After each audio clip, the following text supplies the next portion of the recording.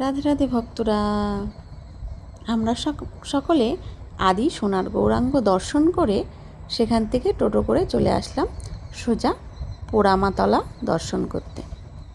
আপনারাও সকলে দর্শন করুন পোড়ামাতলা। এখানে বাবা ভোলানাথ আর মা কালী দুজনেই এসেছিলেন মহাপ্রভু আবির্ভাব হওয়ার বহু পূর্বে। মহাপ্রভু আবির্ভাব হওয়ার পূর্বে বাবা ভোলানাথ আর মা কালী এসে এখানে বসবাস করতেন, যাতে মহাপ্রভু আবির্ভাব হওয়ার পর তার কোনো অসুবিধা না হয়। দেখুন, আপনারা সকলে দর্শন করুন। পোড়ামাতলার মায়ের এখানে ঘট বসানো আছে, আর এখানে ব্রাহ্মণ আছে, উনি খুব ভালো মতন নাম গোত্র দিয়ে পুজো করায়। আসুন একবার পোড়ামাতলায় আমরা সকলে মিলে পরিক্রমা করি। আমি আগেও বলেছি, সশরীরে পরিক্রমা করতে না পারলেও যদি মনে মনে পরিক্রমা করা যায় তবেও পুণ্যলাভ পাওয়া যায়। এই বৃক্ষটি দেখুন, বহু পুরানো, সেই 550 বছর আগের বৃক্ষ এখনও রয়েছে।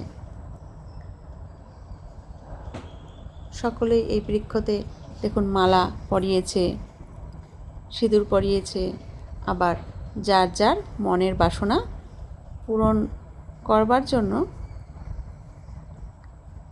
কেউ আবার ঢিল বেঁধেও রেখে গেছে। পোড়ামাতলার মা খুবই জাগ্রত, সকলেই মানে আসে, তাদের মনের বাসনা জানিয়ে মায়ের স্থানে ঢিল বেঁধে রেখে যায়।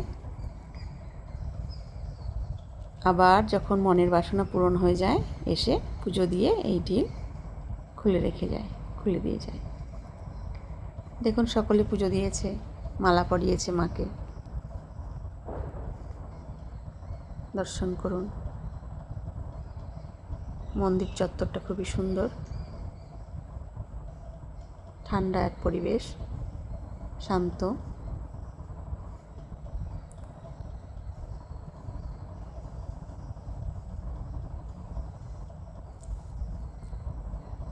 মন্দির পরিক্রমা করে মন্দিরের সামনেই দোকানে পাওয়া যায় পুজোর ডালা।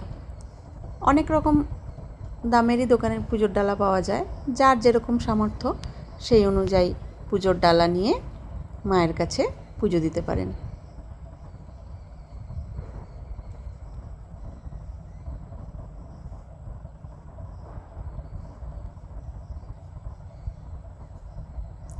এখানে মায়ের কাছে পুজো দেওয়ার জন্য লাইন দেওয়া হয়েছে। দেখুন, ঠাকুরমশাইকে পুজোর ডালাটা দিলে সুন্দরভাবে উনি নাম গোত্র দিয়ে পুজো করিয়ে দেবেন।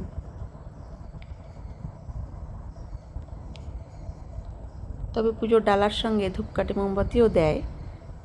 এখানে সেই ধূপকাঠি মোমবাতি জ্বালানো যায় না, পাশে জায়গা আছে, পরে দেখাচ্ছি সেটা।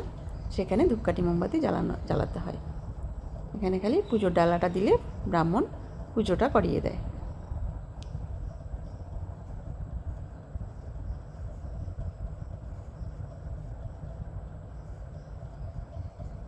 দেখুন, দর্শন করুন। এখানে মায়ের ঘট পাতা আছে, সেই পুরানো 550 বছর পুরানো এই বৃক্ষ এখনও রয়েছে।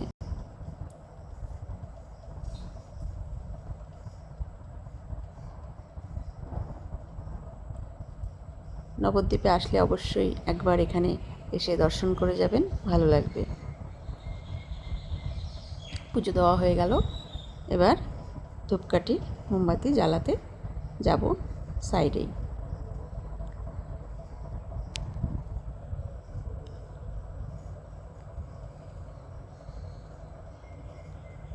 এই যে পাশে এখানে জায়গা করে রাখা আছে, সকলে এখানেই ধূপকাঠি মোমবাতি জ্বালায়। তো এখানে ধূপকাঠি মোমবাতি জ্বালানো হলো।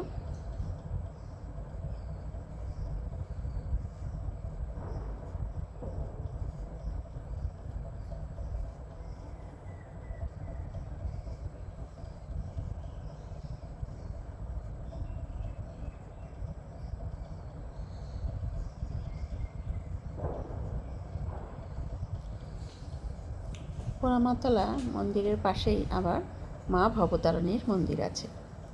চলুন দর্শন করাই মা ভবতারিণীর মন্দির। এই যে সামনে দেখুন কত দোকান পুজোর ডালা নিয়ে বসেছে।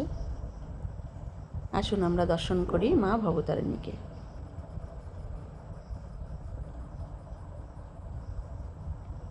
সকলে মিলে দর্শন করুন মা ভবতারিণীকে। খুব সুন্দর রূপ মাধুর্য মা ভবতারিণীর। এখানেও ব্রাহ্মণ আছে, ইচ্ছা করলে পুজো দিতে পারেন।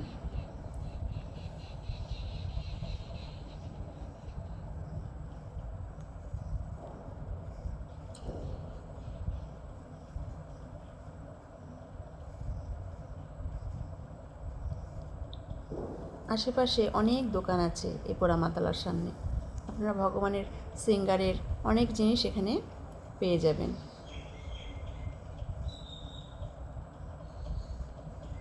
প্রচুর দোকান এখানে ভগবানের শৃঙ্গারের জিনিস পাওয়া যায়।